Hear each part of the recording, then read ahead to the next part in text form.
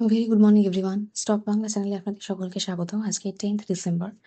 আজকের জন্য নিফটি ফিফটির যে সাপোর্ট লেভেলটা রয়েছে 25,700 লেভেলে সাপোর্ট রয়েছে, ইমিডিয়েট সাপোর্ট। আর উপরের দিকে রেজিস্ট্যান্স রয়েছে 25,930, 26,000 মেজার রেজিস্ট্যান্স। ব্যাংক নিফটির ক্ষেত্রে 59,100 লেভেলটা, তার নিচে নামলে 58,898, এই লেভেলগুলো ইমিডিয়েট সাপোর্ট লেভেল হিসেবে কাজ করছে। আর উপরের দিকে 59,350, 400 এটা রেজিস্ট্যান্স। সেন্সেক্স এর ক্ষেত্রে 84,393, 400 এটা সাপোর্ট লেভেল হিসেবে কাজ করছে। আর উপরের দিকে 84,925, 950 এই লেভেলটা রেজিস্ট্যান্স লেভেল হিসেবে কাজ করছে। গিফট নিফটি আজকে সিগন্যাল দিচ্ছে ফ্ল্যাট টু নেগেটিভ ওপেনিং এর।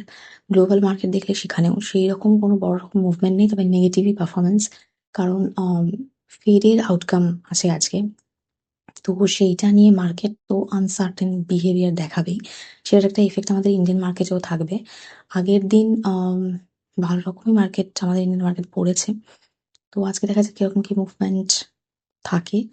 এছাড়া একটা নতুন ট্যারিফ, ট্রাম্প আর কি এতদিন চুপচাপই ছিলেন। হঠাৎ করে আগের দিন নিউজ এলো যে একটা ফ্রেশ ট্যারিফ, কিসের ওপর না, রাইসের ওপরে, ইন্ডিয়ান রাইস, তার উপর একটা ফ্রেশ ট্যারিফ পড়বে। এবার ব্যাপারটা হচ্ছে তাতে ইন্ডিয়ান মার্কেট খুব একটা ইম্প্যাক্টেড হবে বলে মনে হয় না।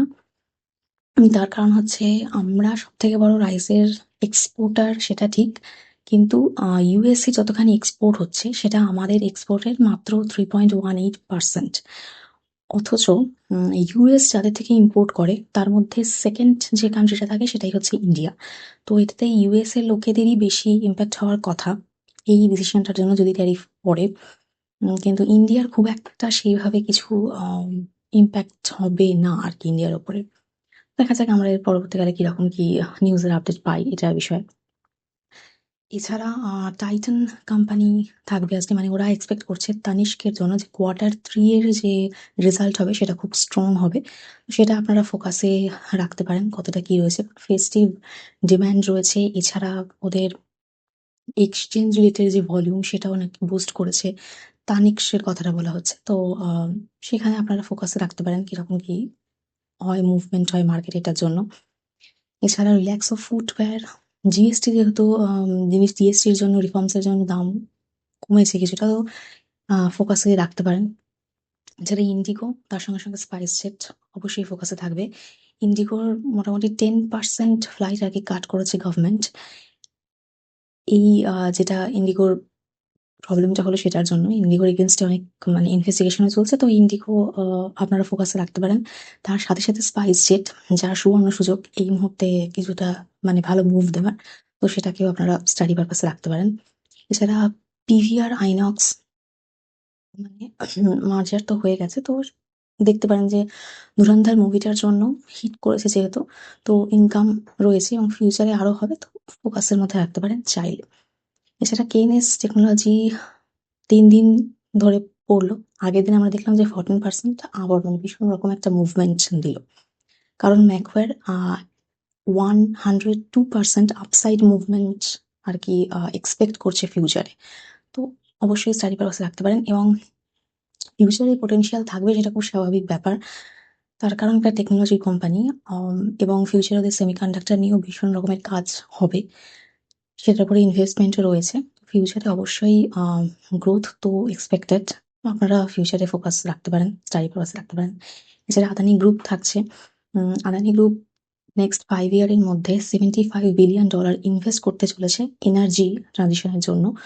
তো সেই জন্য Adani power, Adani energy solution, Adani green energy, এই যে কোম্পানিগুলো সেগুলো ওয়াচ লিস্টের মধ্যে রাখতে পারেন, তার জন্য স্টাডি করতে পারেন। যেটা আরবিএনএল এর ক্ষেত্রে আমরা দেখছি 1.45 বিলিয়ন সাউথার্ন রেলওয়ের থেকে ওরা আর কি পাওয়ার প্রজেক্ট পেয়েছে, ফোকাসে রাখতে পারেন। যেটা ইডিআর ক্ষেত্রে আমরা দেখছি যে মেজর ম্যানেজমেন্টের জন্য মেজর কটা পোস্টে অ্যাপয়েন্টমেন্ট হচ্ছে নতুন, জাস্ট নিউজের জন্য বললাম। এছাড়া আমাদের সব থেকে বড় যে ইভেন্টটা রয়েছে আজকে সেটা হচ্ছে ফেডের রেট কাট। যদি হয় কিরমভাবে মার্কেট ইম্প্যাক্ট করবে, এবং তার আগে ভীষণ রকমের একটা আনসার্টেনিটি মার্কেট, দুটো গ্লোবাল ইন্ডিয়ান দুটো মার্কেটেই থাকবে। এছাড়া আদানি স্টকস এর উপরে আরো ফোকাস রাখতে পারেন, তার কারণ মুডিসের ক্ষেত্রে আমরা দেখছি যে আউটলুক সেটা রিভাইজ করেছে এবং পরের দিকে আরো আপসাইড মুভমেন্ট আর কি এক্সপেক্ট করছে, তো ফোকাসে রাখতে পারেন। যেটা ব্লিঙ্কিট ফোকাসে থাকছে, ব্লিঙ্কিটের সিইও বলেছেন যে কুইক কমার্স বাবল। ব্লিঙ্কিটের সিইও বলেছেন ব্লিঙ্কিট অলরেডি কুইক কমার্সের অনেকটা মার্কেট শেয়ার দখল করে নিয়েছে অলরেডি। সেখানে ব্লিঙ্কিটের সিইও বলছেন যে ই কমার্সের এই ইয়েটা নাকি বাবেল রয়েছে, নাকি যে কোনো সময় বাস্ট হতে পারে। তো আপনারা অবশ্যই Swiggy, eternal, Blinkit, Zepto, Instamart এইগুলোর উপরে স্টাডি করতে পারেন, দেখতে পারেন ফিউচারে কি হয়। এছাড়া সিমেন্সের ক্ষেত্রে সেটাও ফোকাসে থাকবে কোম্পানিটা। যারা ক্রিপ্টোর ক্ষেত্রে একটা নিউজ রয়েছে, ইন্ডিয়ান মার্কেট ক্রিপ্টো ট্রানজাকশনে আমরা দেখছি 51,000 কোটি টাকার ট্রানজাকশনও ক্রস করে গেছে এবং মানে ট্যাক্স কালেকশন এটা ক্রিপ্টো ট্রেডার্সের কাছ থেকে মোটামুটি ভালো রকমের একটা ইনকাম ট্যাক্স আমাদের ইন্ডিয়ান গভর্নমেন্ট কালেক্ট করেছে। তো এটা নিউজে রয়েছে। এছাড়া টাটার ক্ষেত্রে আমরা দেখছি ইন্টেলের সাথে একটা মেজর আর কি ডিল সাইন হচ্ছে, $14 বিলিয়ন ডিল সাইন হচ্ছে চিপের জন্য। তো পরের দিকে আপনারা ফোকাস রাখতে পারেন। এছাড়া সিলভারের ক্ষেত্রে $60 উপরে, তো সিলভার এখন ভালোই মানে ভালো রকমের একটা পজিটিভ মোমেন্টাম সিলভারে রয়েছে। এছাড়া আমরা অনিল আম্বানি মানে রিলায়েন্স পাওয়ার যেটা, সেক্ষেত্রে ফোকাস রাখতে পারেন, কারণ ভীষণ রকমের কেস ফেস আমরা দেখতে পাচ্ছি এর উপরে। তো কিরকম কি ফিউচারে মুভমেন্ট দেয়, স্টাডি পারপাস রাখতে পারেন, কোনো স্টক রেকমেন্ডেশন নয়, স্টাডি পারপাসে আপনারা এগুলো ফোকাসে রাখতে পারেন। যেটা আইডিএফসি ফার্স্ট ব্যাংকের ক্ষেত্রে আমরা দেখছি ইফটি ব্যাক যে ক্রেডিট কার্ড তার ভার্সনকে আপগ্রেড করছে ওরা, এটা নিউজ রয়েছে। যেটা হার্ডকোর ক্ষেত্রে 2500 কোটির একটা ফান্ড রেজিং হচ্ছে ভায়া নন কনভার্টেবল ডিবেঞ্চারের মাধ্যমে, ফোকাস রাখতে পারেন। এছাড়া এইচএএল এর ক্ষেত্রে আমরা দেখছি ওরা ইসরায়েল ফার্মের সাথে টাই আপ করছে মিড এয়ার রিফুয়েলারের জন্য। ওদিকে অবশ্যই ডিফেন্সের যে কোম্পানিগুলো আছে আর রেলওয়ে যে কোম্পানিগুলো আছে সেগুলো তো ফোকাসে আপনারা রাখবেনই, যেহেতু প্রি বাজেটের আগের এই সময়টার মধ্যে অবশ্যই ফোকাসে থাকবে। এই রয়েছে আজকে ইন্ডিয়ান মার্কেটিং নিউজ। সেই রকম কোনো পজিটিভ ইম্প্যাক্ট হওয়ার কোনো নিউজ নেই। আহ, দেখা যাক এফআইআই সেলিং এর ক্ষেত্রেও যদি আমরা বলি, যেদিন মার্কেট খুব পড়লো সেখানেও এফআইআই সেলিং মোটামুটি 600 সামথিং এত কোটির সেলিং হয়েছিল। আগের দিন যদি আমরা দেখি আবার 4,000 কোটির কাছাকাছি একটা এফআইআই সেলিং হয়েছে। মানে ইন্ডিয়া আর ইউএস এর ট্রেড ডিল যতক্ষণ একটা ফাইনাল কোনো একটা জায়গায় যাচ্ছে, এফআইআই বাইং তো আমরা দেখতেই পাচ্ছি না। প্লাস রুপি আমাদের লো, যদিও 90 থেকে কিছুটা কমেছে।